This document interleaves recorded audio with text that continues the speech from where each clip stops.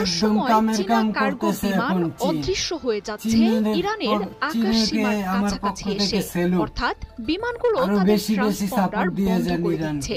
এই নিয়ে এখন তুমুল ফিসফাস চারদিকে। একের পর এক ঘটনা ঘটছে। তাহলে কি চীন ইরানকে অস্ত্র সরবরাহ শুরু করেছে? তবে ঘটনা যাই ঘটুক, পর্দার আড়ালে যে খেলা চলছে তা স্পষ্ট।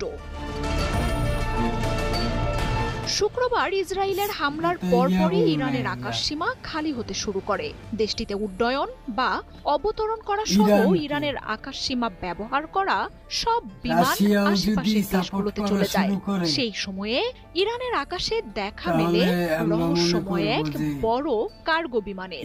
গোপন চিত্রে ইরানের আকাশে শুধু এই একটি বিমানকেই আয়াতুল্লাহ খামেনির দেশটিতে দেখা যায়।